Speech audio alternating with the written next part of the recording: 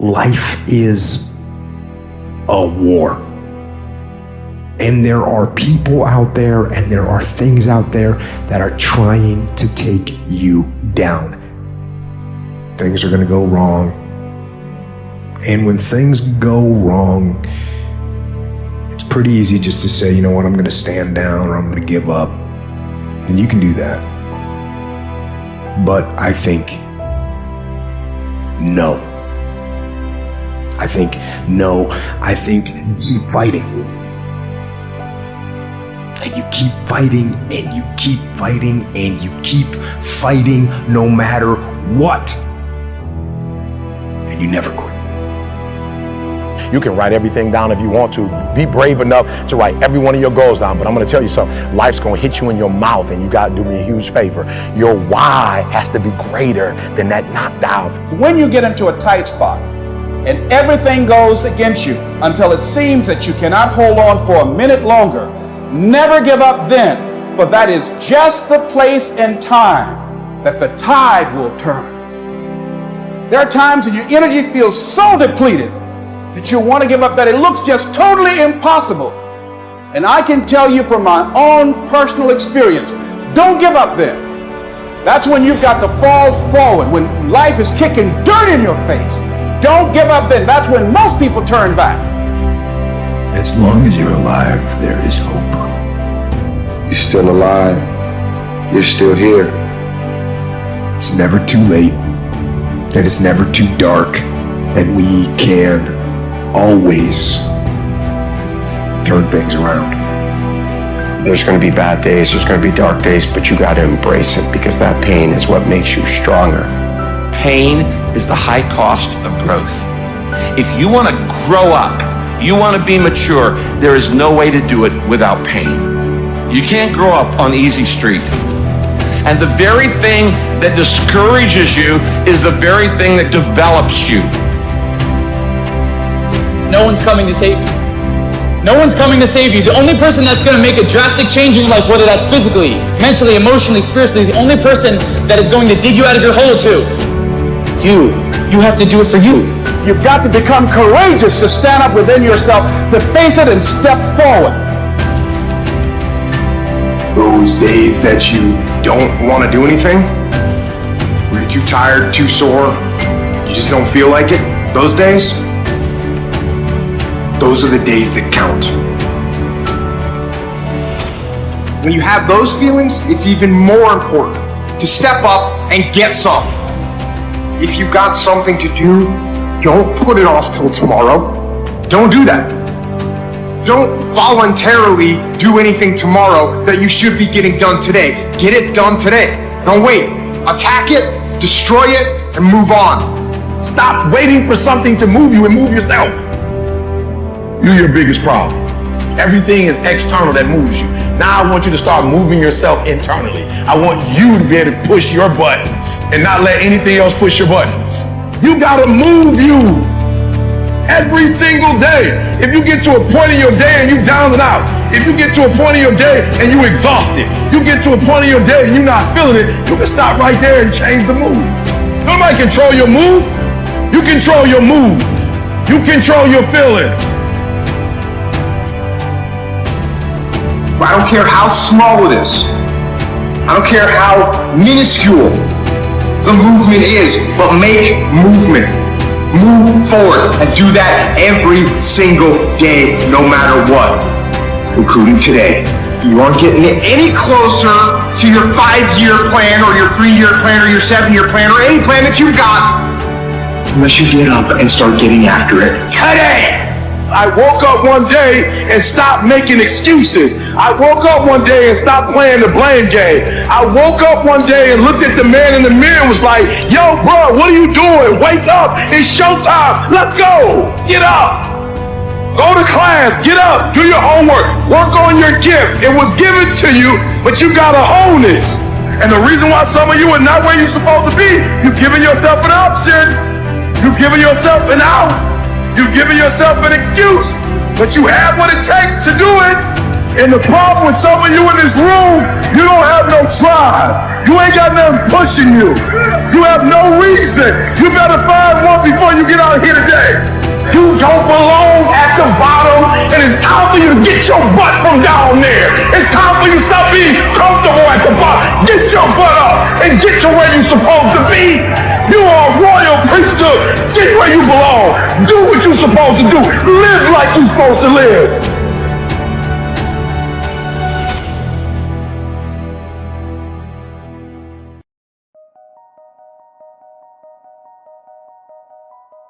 You're gonna fail. It's okay. Okay? You're gonna fail. And I'm not talking about the tests. It's one thing. I'm talking about to your knees, your skin, bloody, fail. And that's okay, because you know what? You know down deep inside of all of you, that's how you learn. You need to be motivated by failure. How'd you learn how to walk? You crawled, then you fell down, busted your tooth.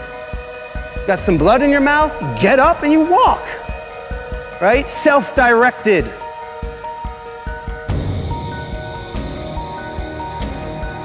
We're trying so hard in our lives to fit in. We try to fit into certain groups, certain frats, certain sororities, among certain friends.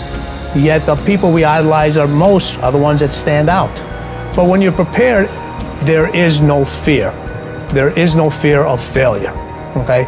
Because even if you've walked out of something and you feel like you failed at it, your preparation is so strong that you're gonna take that failure and turn it into the outcome you desire.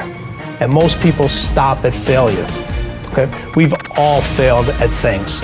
I'm gonna continue to fail at stuff, right? It's the most powerful tool you can use. But it all depends on how you use it. In the hands of an individual, it can do unbelievable damage. In the hands of a professional, of a doctor, it saves lives. So it's the same thing with failure. It's how you use it. It's that drive inside of you, okay? It's what we talk about, the dark side. The dark side is filled with failure, but it's the fuel that burns you like something that's never burned inside you before. You constantly remind yourself after every defeat, after every setback, every time you get knocked down. I've got a saying, if life knocks you down, try and land on your back, because if you can look up, you can get up. See, a lot of people, because of failure, they stop believing. Let me share something with you. You will fail your way to success. Yes. 8 out of 10 millionaires have been financially bankrupt. You will fail your way to success. It doesn't matter how many times you fail. It doesn't matter how many times people tell you that you can't do it. It doesn't matter if you don't have a dime in the bank. You will fail your way to success. You don't make excuses for the failure, you grieve it. You feel the pain. You don't brush it off, you don't downplay it. You feel the pain and you don't rush to feel better. Now, listen, this is a principle of life I'm about to tell you. To get past it, you gotta go through it. That's true in so many areas, but it's particularly true with failure. To get past your failure, that failure in your life, you gotta go through it. You can't go around your failure. You can't go over your failure. You can't go under your failure. You can't ignore your failure. You need to grieve the failure. You need to feel the pain. Now, we don't like feeling bad, but grief is a good thing. Grief is the way we get through the failure, and grief is the way we learn the lessons. So often, we want to just, when we fail, we want to just forget it, push it aside, stuff our emotions, and then immediately go to the next thing. When you stuff your emotions, when you swallow your emotions, your stomach keeps score. It's kind of like, what if you took a can of Coke and you shook it up for a long time and then you put it in the freezer? What's going to happen to it? It's going to explode eventually. It's going to come out sideways. And this happens in your life when you don't deal with your emotions properly. This is why sometimes 6 months after failure, a marriage falls apart. Or 6 months after somebody gets laid off work, there's another problem. There's a physical health problem, things like this. Because you've shaken up the can and you've got all these emotions feeling inside of shame and regret and fear and insecurity and all the things that come with failure, and you're not dealing with them. And so you shake it up, and he said, we're just going to put this in the refrigerator and try to forget about it, and we're going to freeze it, and it's going to explode, and it's going to come out sideways in an affair, or in wrong behavior, or an impulsivity, or an addiction, or all kinds of other things. I have seen this thousands of times in people's lives. You don't minimize it. You don't rush to feel better. To get past your failure, you've got to go through the failure.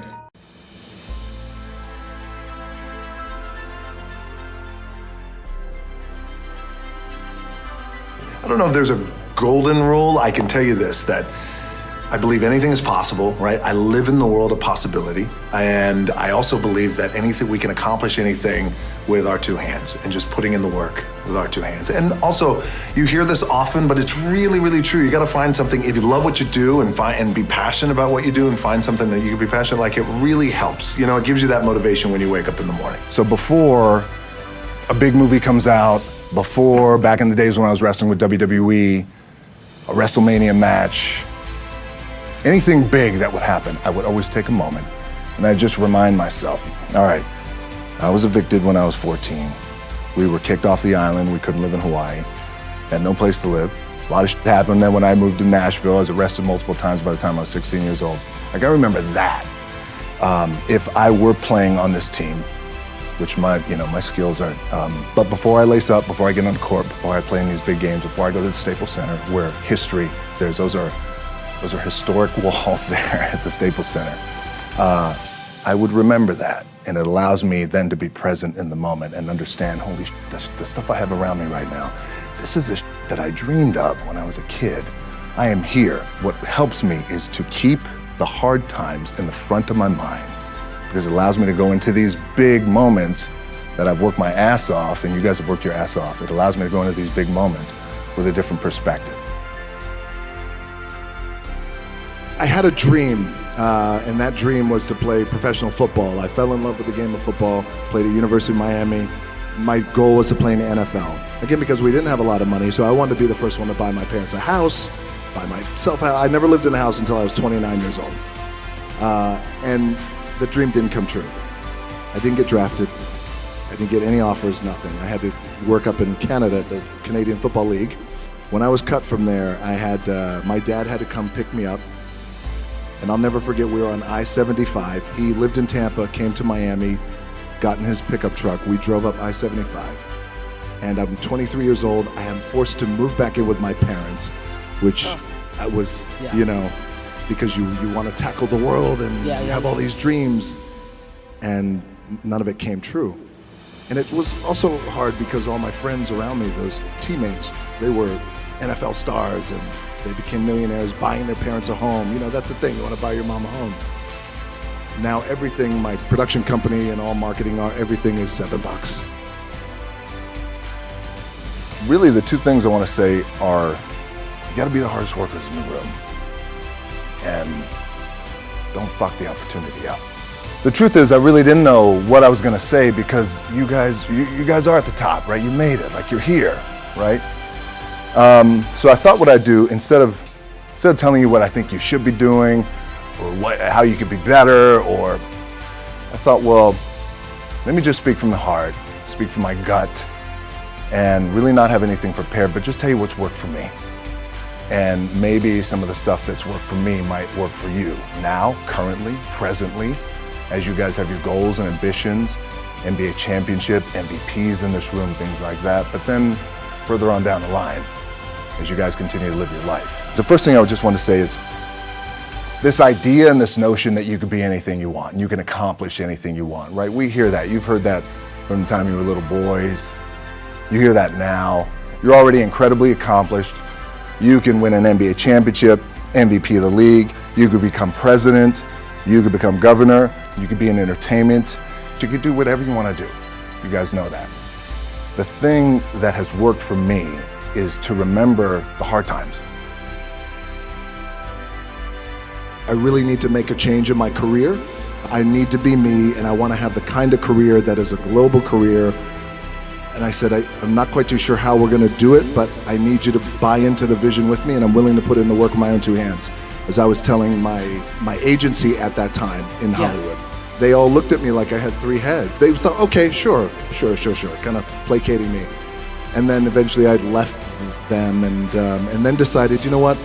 My name is The Rock, and I come from the world of professional wrestling, and I look the way I look, and I talk the way I talk, and I love to work out, and you know what? This is who I'm going to be. And then here I am today.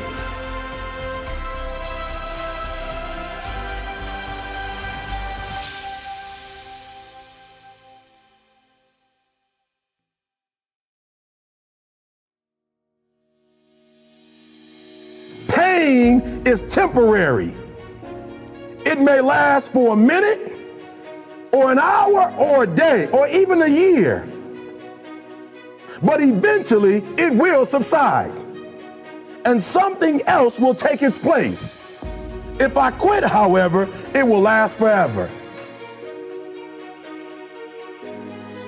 Every single person who has ever done anything worthwhile or exceptional or difficult or extraordinary, anyone, whether it's great artists or authors or mathematicians or whatever it is, everyone encounters difficulties. There is no easy road. It does not exist. It is impossible.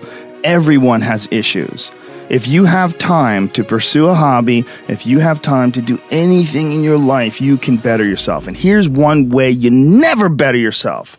When you come up with excuses for why other people are successful and you're not. Everybody has a hard road. I wanted to jump out a window several times during my young life. I wanted to jump in front of a train and just end it because it's too much pressure.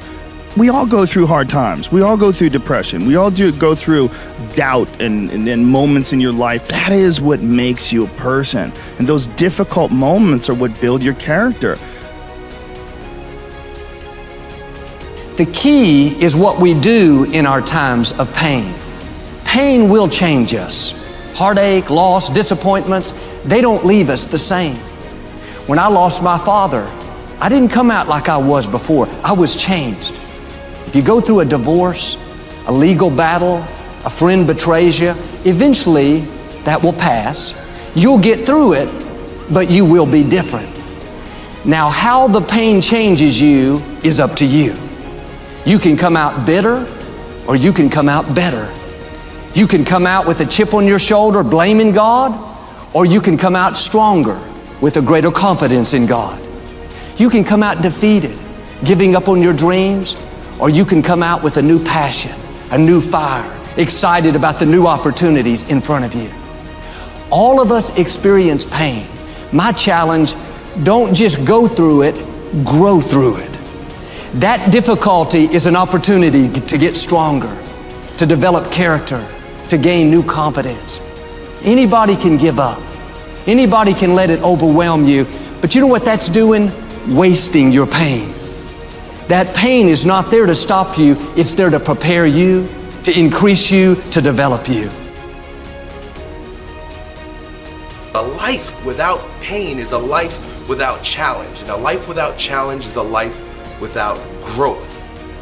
So not only do I embrace the challenge, embrace the pain associated with challenge and growth, but I even look forward to it in many regards. Some people think I'm strange, but sometimes I even ask for it. Send me a challenge. God, that you think should rid the world of pain, I invoke. Please, give me some challenges here because I need to be tested. I need to be stronger. I need to grow in my resolve with whatever weakness is in my character.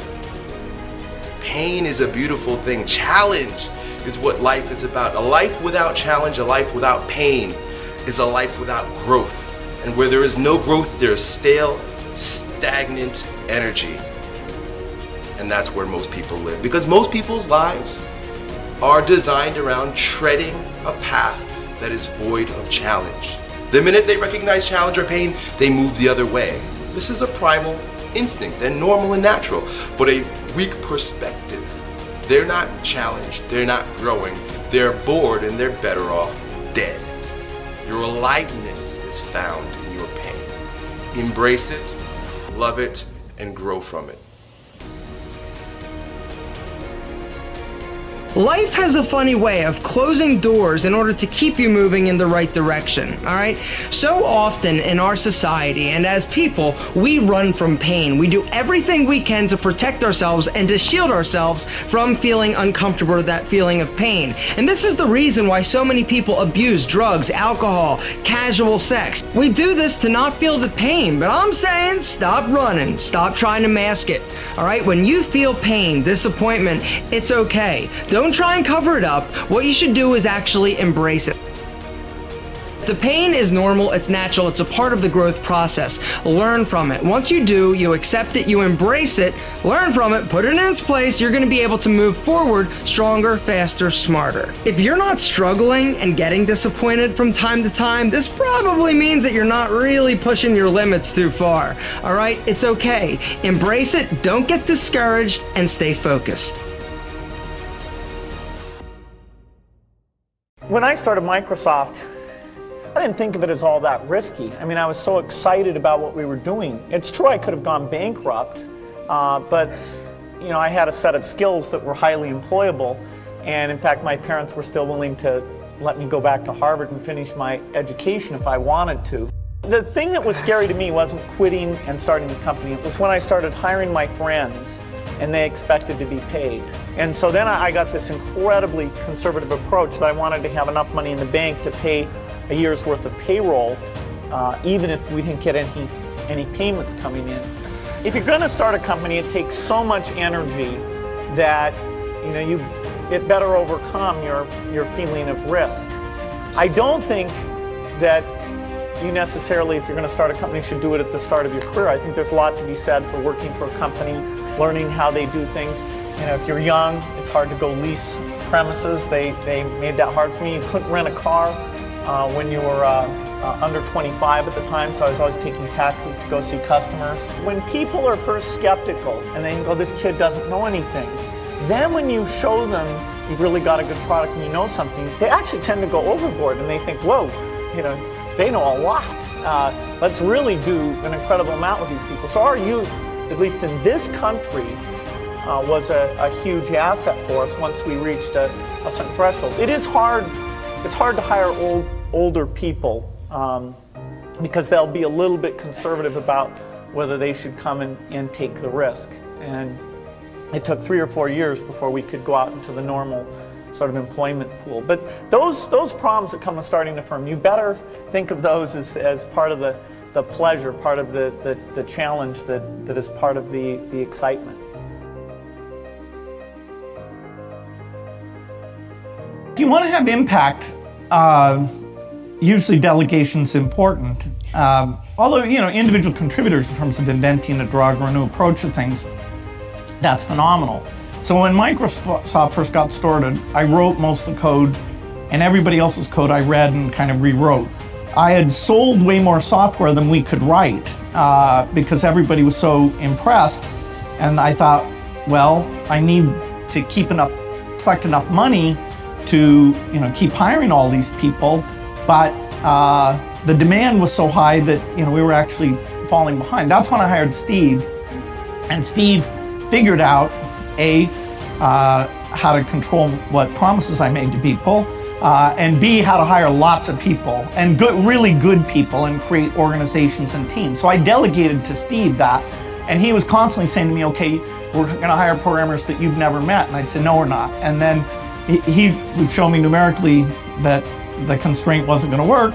Then I said, okay, then I would, know all the managers of the people. And so over time, and of course, I could say the quality per person was falling monotonically. Large problems, if you want to, write the most popular office productivity software, that one person absolutely can't do that. You can write pretty code. So everyone has to decide what scale of organization they want to work in. Eventually, my role was very much as a leader and a reviewer of managers, but the top people, and I hired some super experienced people, I would make sure they were pursuing a common vision and they were well coordinated.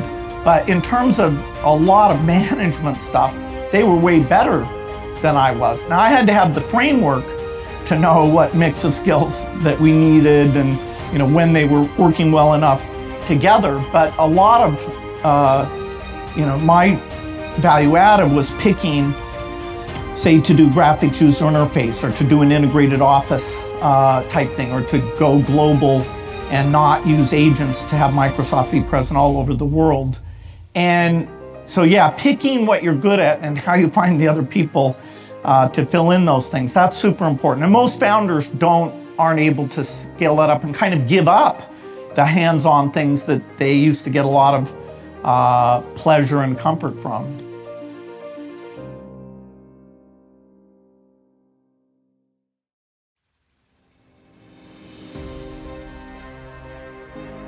The number one thing that has made us successful by far is obsessive compulsive focus on the customer as opposed to obsession over the competitor.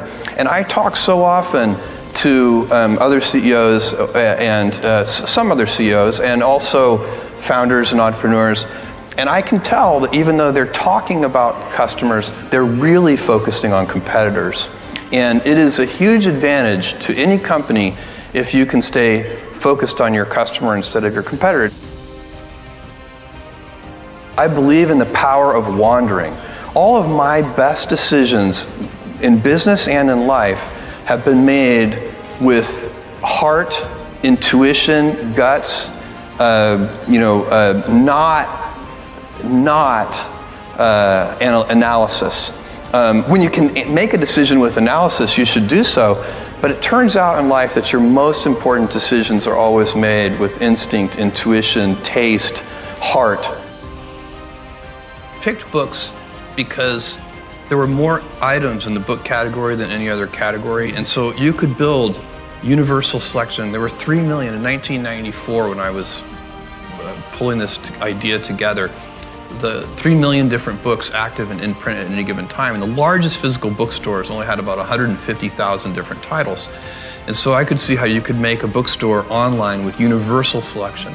Every book ever printed, even the out-of-print ones, was the original vision for the company. And so that's why books. I knew that the books, strangely, because I was very prepared for this to take a really long time, I knew that the books business was going to be successful in the first 30 days. I was shocked at how many books we sold. We were ill prepared. We had only 10 people in the company at that time, and most of them were software engineers. And so everybody, including me and the softwares, were all like packing boxes. We didn't even have packing tables. And we were on our hands and knees on a concrete floor packing the boxes. And at about 1 or 2 in the morning, I said to one of my software engineering colleagues, I said, Paul, this is killing my knees. We need to get knee pads. And Paul looked at me and he's like, Jeff, we need to get packing tables.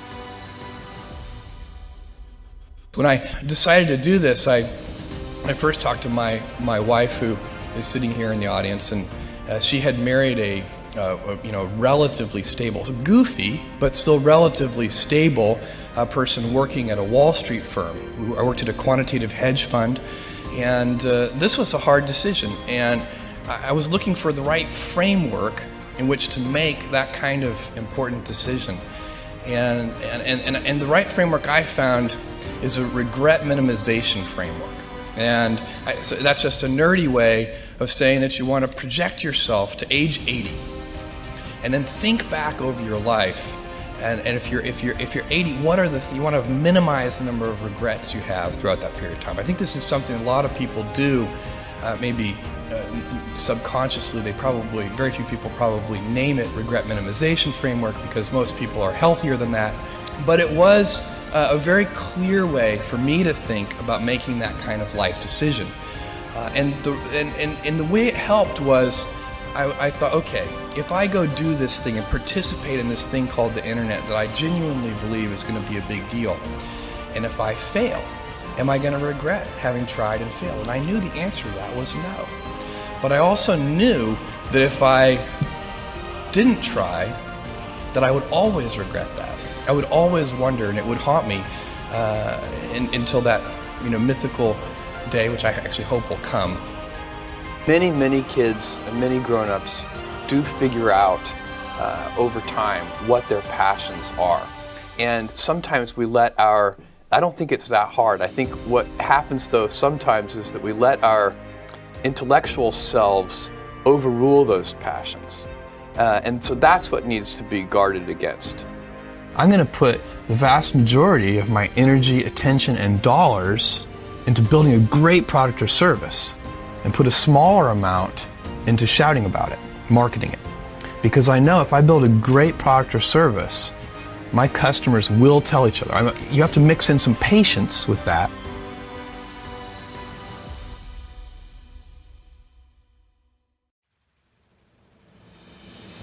I don't quit. I'm resilient. I own the number one skill, the number one talent required to eventually win. I already have. I can't quit. You'd have to kill me to get me out of chasing my dream, right? So number one, I want to point it out as the number one gift. The best ability is availability. Do you have it? Have you decided to have it? Is it something you're going to possess the rest of your life? And those of you that do have it already, I need you to take an inventory, be aware of it, and be intentional with crediting yourself as you're listening to this or watching it today into the bank of your self-confidence, into the bank, into the deposits you make in your identity, because it has everything to do with winning. Every guest you've seen on my show, all the people that I've coached, all have different talents, skills, and abilities. What's the one they all have? The ability to stay present, the ability to stay in the fight, to have not quit. You think, well, that's not a big deal. Really?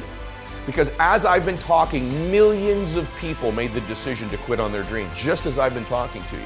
The rest of the day, millions more will. Tomorrow, millions more. Every day, literally millions of people quit on one of their dreams, their dream relationship, their dream business, their dream body. So quitting has become the number one habit in the world by people that end up losing. And I'm telling you, it happens every day, every second, everywhere. Just the fact that while I've been speaking, you're still after your dream, you're ahead of them. You don't give yourself enough credit. Because eventually what I found, it looks like winning's this huge competition. But every day, every week, every year, every decade as time goes by, you're gonna find that you're competing with a smaller and smaller and smaller group of people for your dream. Because so many of them will just quit. And by the way, many of them that quit will possess talents, maybe even gifts you don't have. Their incredible ability with people, their incredible strength, their incredible brain, and they'll quit with all this giftedness, but you got the talent. You have to learn to distinguish between something that is a talent and a gift. You can develop skills, you can develop talents. Gifts are something you're born with, but the people that I see that win long term are the ones who develop the talents and skills required to win.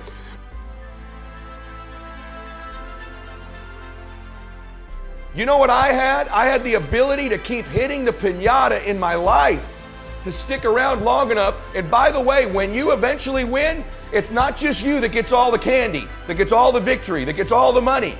Lots of people around you, many of which who you were hurting originally with that bat, many of them who were trying to talk you out of it, they get to celebrate in the candy too. My prayer for you is that you begin to think about this analogy. The piñata of your life, the piñata of your business, the piñata of your body. As you're swinging away, I'm here to tell you, even though it doesn't feel like it, you're getting closer to the candy. And if you can add more people to celebrate, it's okay that you feel disoriented. It's okay that it feels blinding and you don't know exactly what direction to go. Just like these precious babies with the piñata. It's okay that you miss it once in a while. It's okay that you get tired once in a while. But as long as you keep after it, you keep pounding away that compound effort of your pounding, I can promise you there's candy someday. And everybody around you will jump on it and celebrate. That's my wish for you today as you listen to me. Of all the skills I'm going to teach you, that I've taught you, and if you've not listened to my other shows, I teach you about listening, transfer energy, how to close, how to change your identity, how to live blissfully dissatisfied, how to unlock your success code, all of the very detailed things I teach. Today is the most important thing, is that as you learn all these skills, it'll help you with the blindness. Every single skill you learn, you'll see clearer and clearer and clearer. But if you don't develop the talent, the number one skill in the world, which is to keep hitting the piñata and to stick around until the candy comes out, because here's the deal. Someone's gonna get the candy in life. There's always candy in life. That piñata eventually always breaks down. Do you want to be the person who was there in the beginning, hitting as hard as you could and sacrifice it and maybe hurting the people around you and never get the candy? Or are you going to get something for your pain? Are you going to get something for your effort? Are you going to get something for this sacrifice you're making? You got to get something for this pain. You got to stick in the game until the candy comes out, and then we all get to celebrate.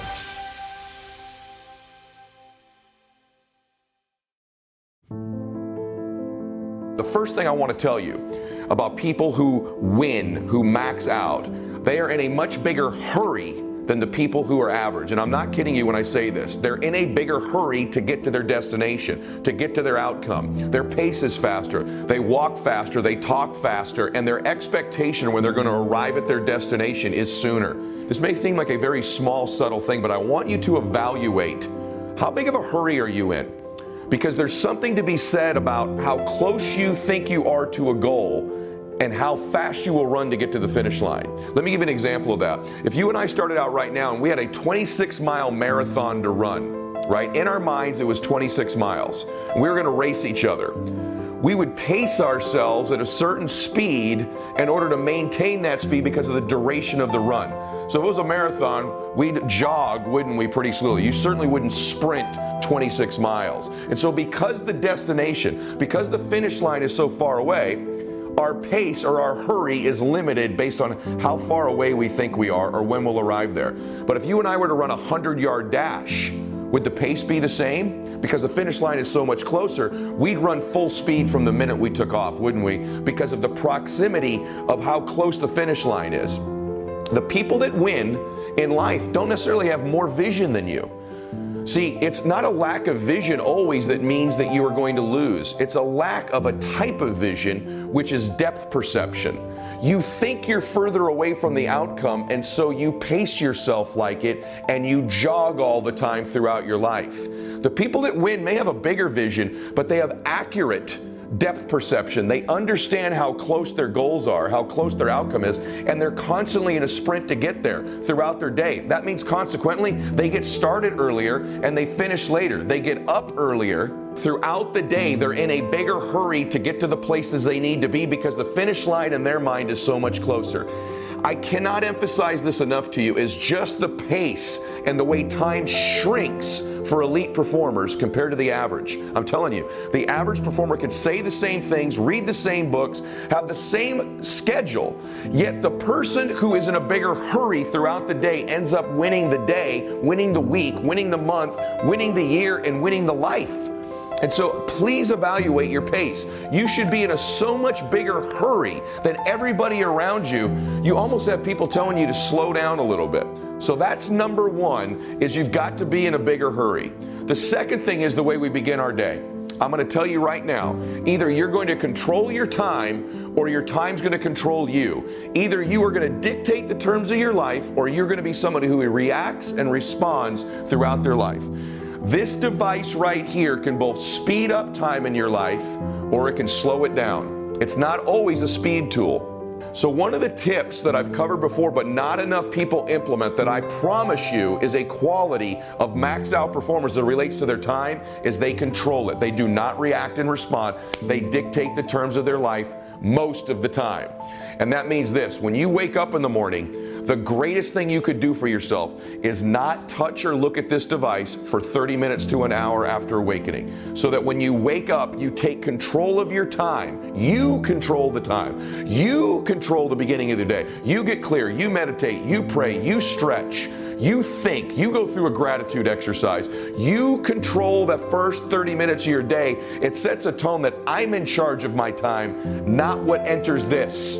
If the first thing you do is grab this now dictates the term of your day. This controls my day. What hits this, what email, what text, what call hits this, what Instagram post hit this, this controls me. It controls my time. But if you can stay away from it for the first 30 minutes to an hour, you send a message to your brain, to yourself, that you control time, that this day is on your terms. And again, you stack up a day, a week, a month, a year, 5 years of a lifetime of you controlling and dictating the terms of your life for just the first 30 minutes to an hour every day. It will revolutionize your life. It'll be very difficult to do for the first 30 days, but after 30 days, you'll never have the desire to do it again. You'll completely flip your life around. I'm not suggesting that all max out performers dictate every term. Of course I respond. Of course I react throughout my day. It's not the syntax or context of my day. I control my day. There are things throughout every day where we react and respond. There are conversations where someone says something to us, we clearly react and respond. But I'm the assessor of my life, not the assessee. I assess my life. I dictate the terms of my life. I'm not being assessed and I'm not being dictated to by other people all the time in my life. That's a huge separator in how people look at time for max out performers. The third thing is this: why is a day only 24 hours? I mean, if the average people in the world, or the majority of people in the world, have a 24-hour day, why does that have to apply to you? Many years ago, I discovered, have you ever had a day where in 4 or 5 hours, you got more in the first 4 or 5 hours done or accomplished in your day than you had in a normal day? You ever have a 4 or 5 hour window, a 6 hour window, like you go, I've got so much done in these 6 hours, it's more than I get done in an average day. And what I found out was, max out elite performers, people that perform at the highest level, they get more done in a 6 hour window than most people get done in a day. And here's why. Most people measure a day by 24 hours. So I started to think. I was young in business. I was in my early 20s. And one of the things that was held against me by other people is you're too young to win. You don't have enough experience. You just haven't have enough days of experience of your life, enough days in business to win. And I thought, well, how can I fix that? And here's how you can fix that. And I've adopted this now for almost 30 years. I want the average people I compete against to think they have a 24-hour day. My days are 6 days long. So I want to teach you the concept of running mini days. My first day is from 6 a.m. to noon every day. That's a full day for me. So I try to get done a full day's work from 6 a.m. to noon because I no longer have a 24-hour day in my life. I have a 6-hour day. And so a day to me is that measure of time. It altered the complete direction of my life. It transformed who I am. So now from 6 a.m. to noon is a day. That's my first day. Every single week, 6 a.m. to noon, Monday morning. And what happens in that 6 a.m. to noon, there's a mental thing we have. I have a whole day to get all these things done. And so we stack and dictate and schedule our day over that 24-hour window of time. You'd be surprised if you shrunk the day to 6 hours, you can get the same things done in those 6 hours you used to get done in 24. From noon to 6 p.m. is my second day. And in that second day, I fill that up with a full day's worth of fun, memories, meetings, phone calls, you name it, meetings with my relationships in my life. In that 6-hour day, I pack out another day. From noon to 6 p.m., I fill that day up. And my third day is 6 p.m. to midnight. And in that 6 p.m. to midnight, same thing. My relationships, my meetings, my phone calls, my emails, the work I do is a third day. And so what happened was when I was in my early 20s, I went from having 3 days in the same window of time when the average person had 1. And I started to accomplish triple what the average person was accomplishing. Now, once again, you stack up 3 days in 24 hours over a week, a month, a year. In just 1 year, I end up with over 1,000 days, and I'm competing against people who only have 365. Think about the mind-blowing difference could be in your life if you ran mini days the rest of your life. I'm telling you right now that my days are 6 hours long. The amount of work you can get done, the amount of compounding that'll take place in your life, it's gonna blow your mind. When you start looking at your schedule, day 1 is 6 a.m. to noon. Day 2 is noon to 6 p.m. Day 3 is 6 p.m. to midnight. Your whole existence is going to change. And it'll be kind of fun in the beginning. You'll mess it up, but you stack up a week or two and you do that for a month. Imagine that in 1 month getting 90 days.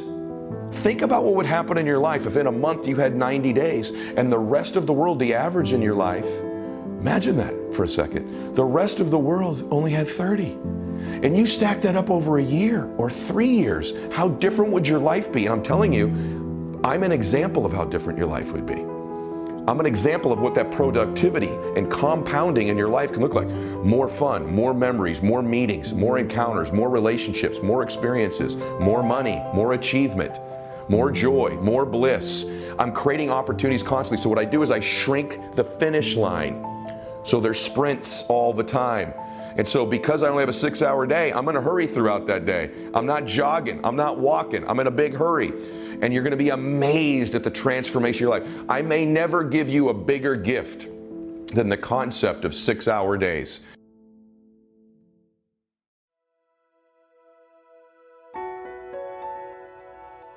There's been thousands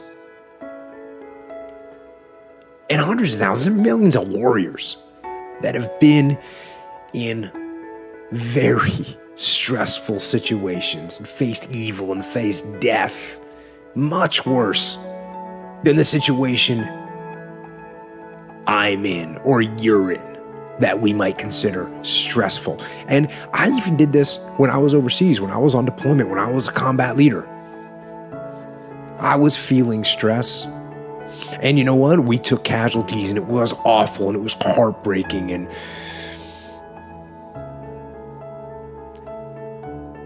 but there were other soldiers and warriors throughout time that have been in much worse situations. Gettysburg or Vicksburg or the Battle of the Bulge. And all those horrible situations, they prove really that humans can withstand almost unimaginable stress. Which meant to me that I could too. And you can. And the first step for me is doing that, taking that look to gain some perspective. And then in order to gain perspective, you got to do something that we already talked about. You've got to detach. You've got to detach from the problems or the stress that you're experiencing so that you can get that perspective of them. Now, there's a couple different types of stress. Now, if it's something that you can control that's causing you stress, well, why aren't you getting control of it? Now, there's also stress that's caused by things that you cannot control.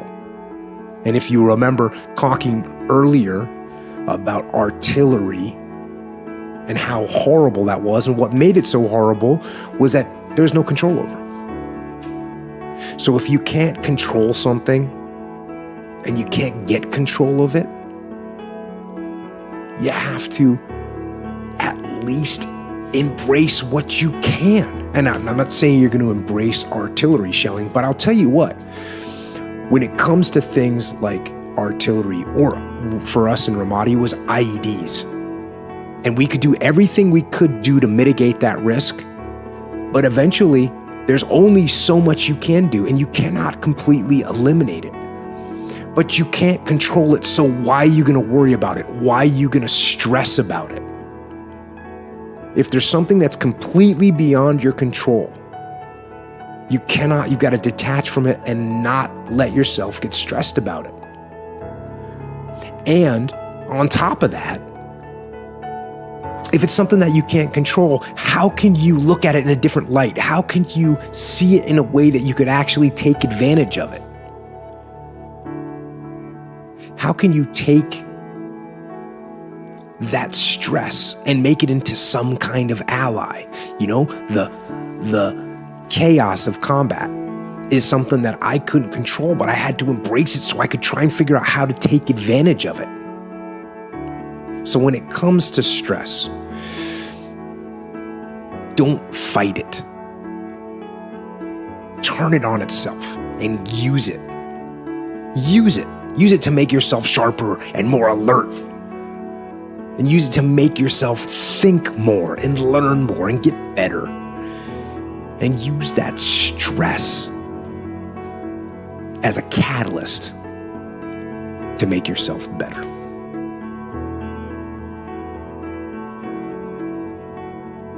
You've lived a life dominated by doubt and fear.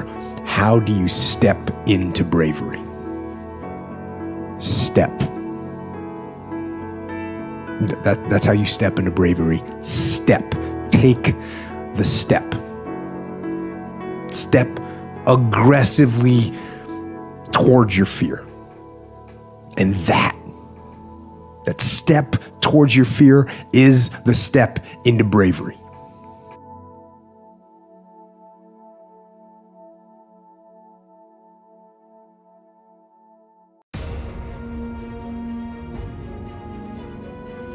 Where I got my work ethic from was the hours I had to spend learning this. When you sit down and you're not smart, and you have a disability, and you still want to be at the top of your class, I didn't want to just get by. When I realized that I can learn through hard work, and I can beat the valedictorian in school, but I got put in 10 hours more a day than he does. You know what kind of strength comes from that? When you're sitting down, that guy, that valedictorian studied for an hour, and you know, I caught you, but I have the work ethic to catch you. That's where David Goggins got really invented, was at a kitchen table with 20 spiral notebooks that were empty, and then they were full. And when you can go through that, I still have them in my storage unit, you go through these spiral notebooks of your life, and you realize, this is how I learned. This is unbelievable. There's no miles. It's not about the miles. It's that, having a discipline every day to say, for me to learn this one math problem, it's gonna take me 10 hours. And that's where and you realize through hard work, you can outwork anybody, no matter how badass they are. But that's the part people don't want to dive into. What does Ryan Seacrest, Tom Cruise, Oprah, Steven Spielberg, Donald Trump, Joan Rivers, Warren Buffett, Gordon Ramsay, Michael Jordan, Kobe, Tim Tebow, they all have one major thing in common, dude. These people hammer. They beat it to death, okay? Look at Tom Cruise, man. Look at his career. He works constantly. So look, you want to get your work ethic so high that people actually admire you. I'm going to ask you a question right now. Do people know you because of your unbelievable work ethic? If you can't answer yes to that, man, you're not going to get in that top 10%. You got to get at the top. People need to know you for one major thing first. He works. He produces. The guy's there every day. The guy's pushing and shoving. Because the truth is, no matter how good your ideas are, how good your art is, or how good your skill set is, if you're not working, man, if you're not vibrating at a frequency that people say, my God, how does that guy do all that? If you're not vibrating at that rate, 10x levels, massive action, tremendous work ethic that's just a muscle now, and it's just a discipline in your life, and it's a way, it's a normal way that other people think is abnormal. Look, if you're not working at that level, you're not going to make it. Get your work ethic in, man. It's the American way. Work ethic. What I could control was my work ethic. You've heard me speak many times about outworking everybody, but I think that just feels good when we hear it, but most people don't take it seriously. If you think that I have a little bit of success in my life, I can tell you what I attribute it to. Yes, self-confidence, yes, mindset, visualization, goals, all the things I talk about all the time. Listening skills, influence, energy transfer, how to be happier, all of that stuff applies. When you get to winning, for me, it's come down to maxing out. And what maxing out means is you do one more at least than you think you're capable of. So when you're done, whatever you're doing, whether it's at the gym or phone calls or meetings or in sports, one more shot, one more throw, one more swing of the golf club or the baseball bat, the separator is for the winners, they do one more. I'm addicted to one more. And so I want your mantra going forward to be one more. What does that look like if we're working out? That means when we're in the gym and we say, I'm gonna do 5 sets of 10, I'm crazy. Like I'm a psycho because I want to win. I want to be somebody. I want to separate. I want to compete. And the way I do that isn't with my giftedness, because I wasn't born with a bunch of gifts. And I think gifts are crap. I think for the most part, gifted people struggle in life because things come easy to them. I like that things haven't come easy for me in my life. I like that I don't have natural talents in every area. And maybe you like that about you too. Maybe you've looked at yourself all your life and thought, man, I don't have that natural beauty or that natural talent or this gift for creativity or intellect or humor. I don't have any of those things. But what I got is I will outwork you. And so at the gym, one of the things I focus on, they say it's 5 sets of 10. When I'm at 10, I go one more, bam, 11. If I'm running on the treadmill and it's a 45-minute run, I never finish at 45. I always go one more minute, 46.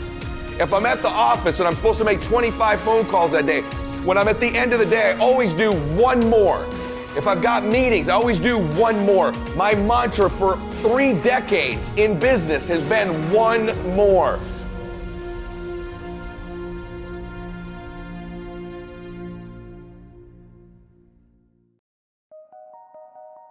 There's a single mantra that has helped me my entire life bypass fear and make really any dream I've had come true, no matter how scary it seemed, no matter how intimidating it was, or how unprepared or inexperienced I felt. And that mantra is this. You ready for it? Start before you're ready. I'm going to say that again. Start before you're ready. If you wait until you feel ready to do anything meaningful, you're going to be waiting for the rest of your life. Look, I have been doing this for a long time now. I've supported tens of thousands of entrepreneurs to start and grow their businesses across 160 industries and across 119 countries. And I've noticed some similarities. Among the people who are the most successful, the happiest, the people who are actually contributing the most, they all have one thing in common, and it's this. They all start before they're ready. You see, I think you've misidentified the enemy here, because the enemy, it's not making mistakes. It's not changing your mind, and the enemy is not your fear. The only enemy that you need to defeat, my friend, is not getting started. This is what most of us just fail to realize. Action is the antidote to fear. Action creates progress and momentum. And action, consistent action, is all you ever need to make anything happen in your life. Now, it seems like you can't open a book or read a blog post these days without hearing somebody tell you to follow your passion or follow your bliss or follow your heart. And yes, I have said those things too. But today I want to talk about the power of going in what can often feel like the opposite direction. I want to talk about the power of following your fear. I'm not talking about following your very useful fear of big moving vehicles and walking in front of a bus. Nor am I talking about doing anything stupid or irresponsible that could ruin you financially. What I am talking about, though, is the power of following good fear, directive fear, the kind of fear that you feel when you have an idea that just won't leave you alone, an idea about doing something that you've always wanted to do, something that's different and bold and kind of risky, where part of you is saying, oh no, I actually couldn't do that. But the deeper, wiser part of you wants this thing so damn bad. And the moment you imagine yourself going for it, you have worries like, will people laugh at me? Will they ignore me? Maybe this isn't even really an idea. What if I do it and it sucks? Am I going to destroy my reputation? Am I going to lose my marriage and my family and wind up living on the streets? My friend Stephen Pressfield talks about this kind of fear in The War of Art, and he says, remember our rule of thumb. The more scared we are of a work or calling, the more sure we can be that we have to do it. And he continues, the more fear we feel about a specific enterprise, the more certain we can be that that enterprise is important to us and the growth of our soul. Don't give away your power. So anytime some nasty criticism or BS comes your way, you have to say this. You cannot take me down. I will not give you that power. I want you to make that your new mantra in life. You got to realize that people can say whatever they want, but you do not have to take it in, and you don't have to let it ruin your day. Your time on this earth is so precious, and it's really, really important that you protect your soul. Now, a mistake I notice a lot of folks making, especially in the beginning, is they want instant results. They want these blockbuster hits like a bajillion followers on social media or millions of dollars in sales after only a few years or maybe even a few months worth of work. I gotta say, patience is one of the most underrated traits in modern business. Do not try and run before you can walk. You got to take pride in starting small and scrappy, and we try and operate small and scrappy to this day. You've got to be consistent in what you do. You have to be relentless. And most important, this is the thing, you need to write this down. Work your tail off to make your product effing outstanding over the long term.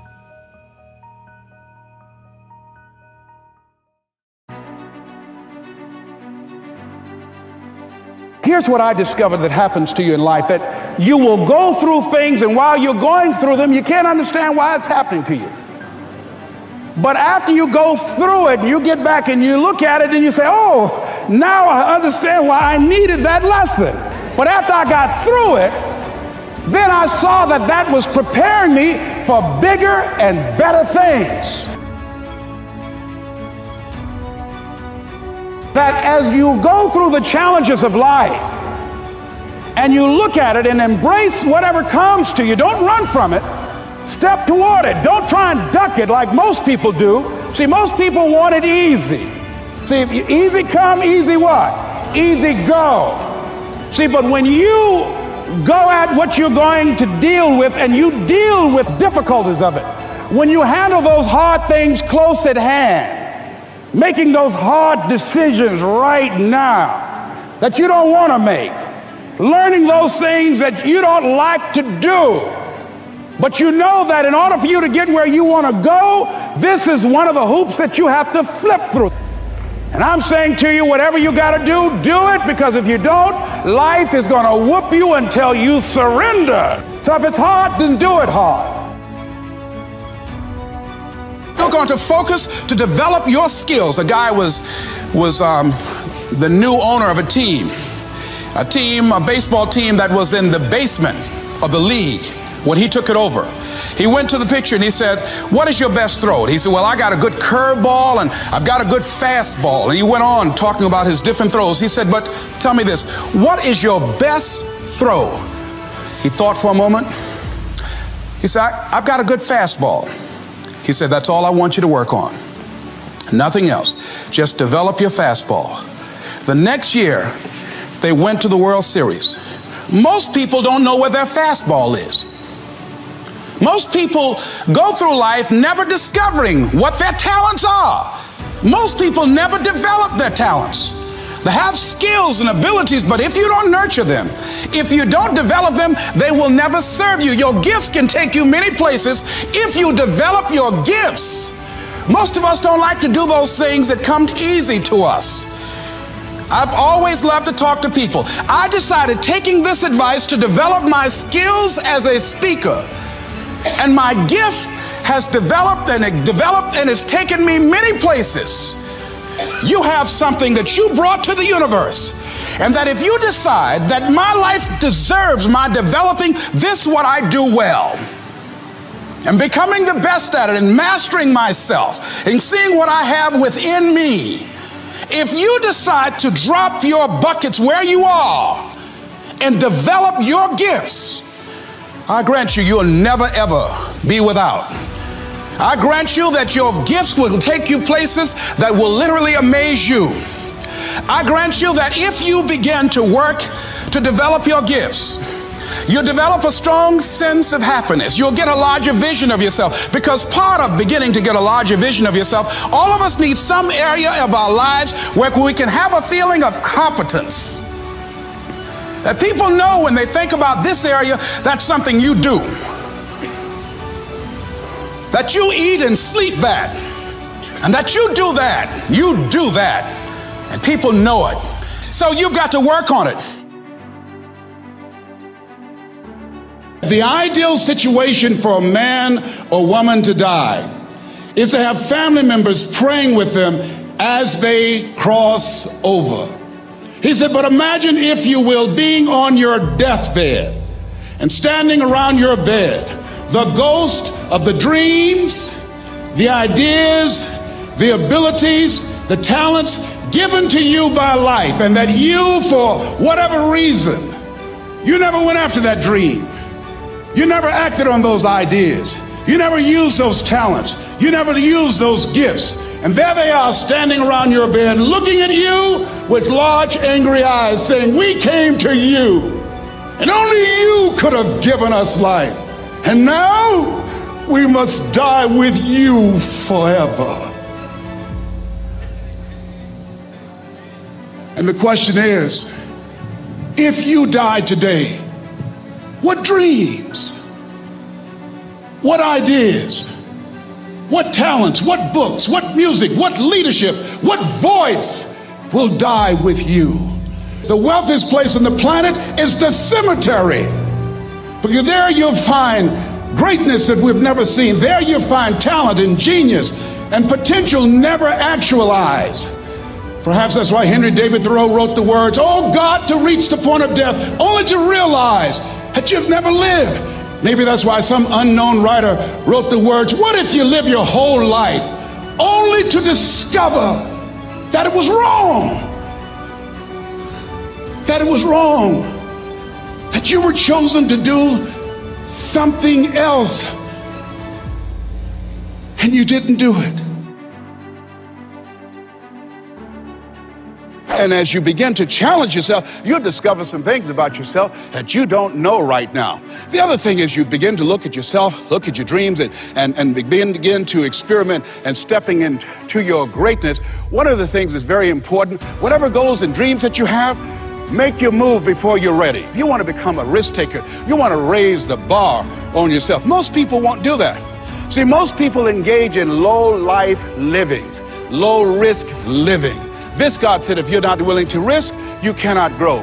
And if you cannot grow, you cannot become your best. And if you cannot become your best, you can't be happy. And if you can't be happy, then what else is there? And so you want to begin to take some chances. You want to begin to challenge yourself and make it okay to fail and learn from your failures. Don't allow fear of failure and the allure, the attractiveness of playing it safe in life to draw you in. You can't get out of life alive. You got to die to leave here. There are a lot of people who are biting their fingers in fear that they might lose their jobs. But there are few people who have decided within themselves, I'm going to make it. Some people aren't waiting to be cut. Some people are moving on their own because they feel within themselves, I've got what it takes to make it. They're not afraid about tomorrow because of how they see themselves, because of what they feel that they deserve, because of what they feel that they can create for themselves. Because these people have decided, as they look at the future, as they look at themselves, there's a way. Where there's a will, there's a way for me to begin to create a way out of no way. And when you have that kind of consciousness, when you have that kind of spirit, nothing can stop you. Nothing. What would your life be like as you look toward the future if you decided, I'm not going to allow my fears to stop me? What would your life be like? What would your future be like if you decided to want that which you desire so strongly that it prepares you past your fears, that you experience the fear, as the one book says, feel the fear and do it anyway? What would your life be like? And I'm saying to you that all of us who have been entombed by fear have the capacity to resurrect ourselves.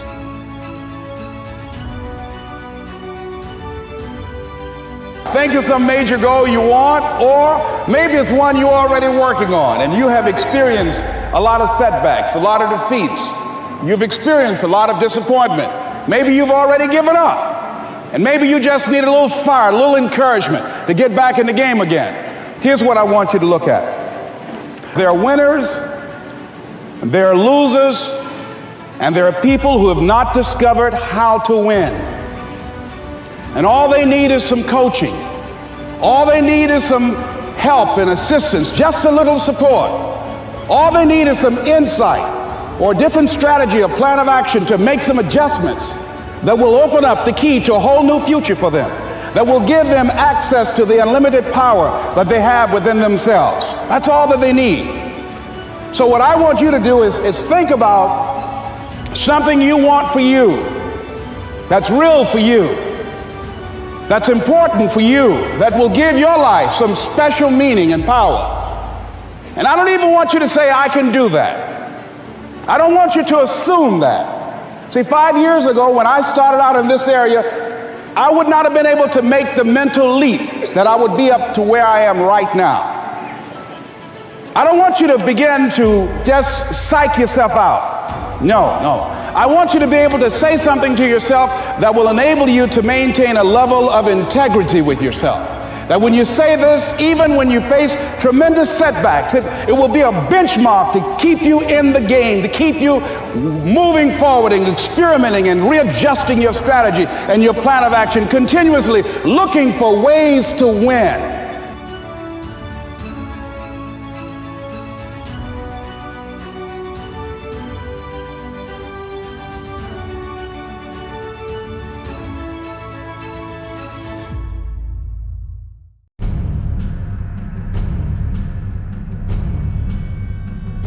When things go wrong, they always seem to happen at once, and they just compound on top of each other. And it's pretty easy sometimes to feel beaten when you're faced with all those issues and all those problems, and they all hit you at the same time. But let me tell you, that doesn't mean give up. In fact, it means the opposite. It means it's time for you to fight harder, to dig in. It means it's time for you to go on the warpath.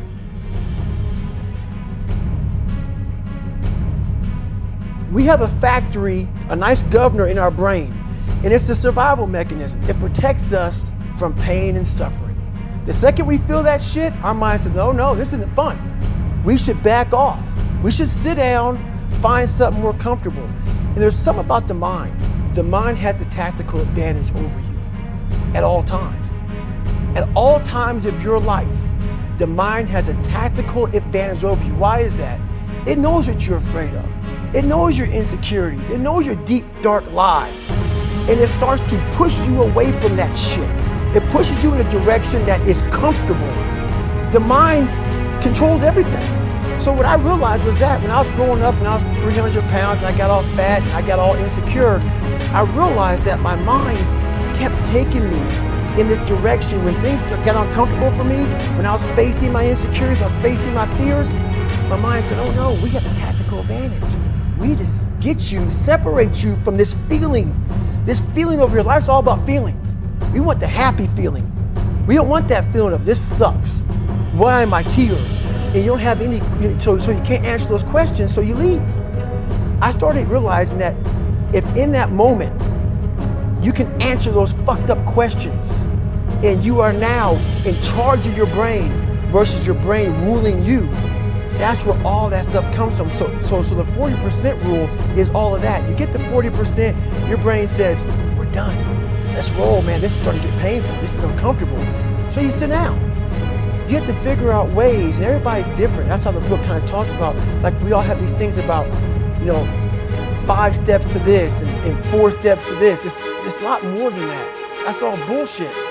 It's a practice that you have to, it's a habit. So if you know that at 40% I'm feeling pain. At 40% I'm feeling pain. That's where the 40% rule kicks in. Now it starts. Okay, I'm feeling pain. My mind's saying all this shit to me. It's saying, get out of here, run, flee. The fight or flight kicks in. Okay, we're done, we're not good enough. It starts telling you all these things. You start to believe it because the mind controls all.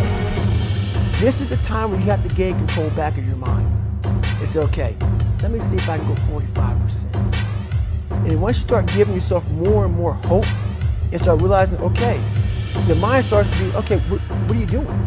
We're supposed to be going right and you're going left. You start then controlling your mind. Start finding more in yourself. And then it goes from 40% to a lot further than that. But that's the start of it though. Get to the spot where your mind is saying stop. Wherever that is, you gotta get there first. And then that's when that shit starts to work for you. You gotta control yourself in that moment. Tough times. This is what they do. They reveal what we are made of. But they reveal what we are made of. I will never know who you are until you go through tough times. I will never know what you are made of until you go through tough times. You will never know your true friends until you go through tough times. You will never know your true husband until you receive a message from the doctor that says there's no chance for you, of giving birth to children. You will never know his heart. You will never know. You will never know the wife that you have until you lose your job. That is when people are being revealed. Tough times, they reveal the true us. They reveal our true friends. They reveal what we are capable of. You will never know what you are capable of until you go through tough times. I got the idea to start Amazon 16 years ago. I came across the fact that web usage was growing at 2,300% per year, and I'd never seen or heard of anything that grew that fast. And the idea of building an online bookstore with millions of titles, something that simply couldn't exist in the physical world, was very exciting to me. I just turned 30 years old, and I'd been married for a year. I told my wife, Mackenzie, that I wanted to quit my job and go do this crazy thing that probably wouldn't work, since most startups don't, and I wasn't sure what would happen after that. Mackenzie, also a Princeton grad and sitting here in the second row, told me I should go for it. As a young boy, I'd been a garage inventor. I'd invented an automatic gate closer out of cement-filled tires, a solar cooker that didn't work very well out of an umbrella and aluminum foil, baking pan alarms to entrap my siblings. I'd always wanted to be an inventor, and she wanted me to follow my passion. I was working at a financial firm in New York City with a bunch of very smart people, and I had a brilliant boss I much admired. I went to my boss and told him I was going to start a company selling books on the internet.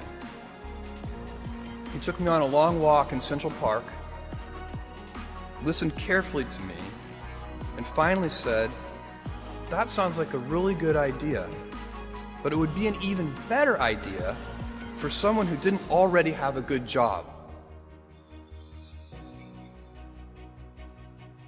That logic made some sense to me, and he convinced me to think about it for 48 hours before making a final decision. Seen in that light, it really was a difficult choice, but ultimately, I decided I had to give it a shot. I didn't think I'd regret trying and failing, and I suspected I would always be haunted by a decision to not try at all. After much consideration, I took the less safe path to follow my passion, and I'm proud of that choice. Tomorrow, in a very real sense, your life, the life you author from scratch on your own, begins. How will you use your gifts? What choices will you make? Will inertia be your guide, or will you follow your passions? Will you follow dogma, or will you be original? Will you choose a life of ease, or a life of service and adventure? Will you wilt under criticism, or will you follow your convictions? Will you bluff it out when you're wrong, or will you apologize? Will you guard your heart against rejection, or will you act when you fall in love? Will you play it safe, or will you be a little bit swashbuckling? When it's tough, will you give up, or will you be relentless? Will you be a cynic, or will you be a builder? Will you be clever at the expense of others, or will you be kind?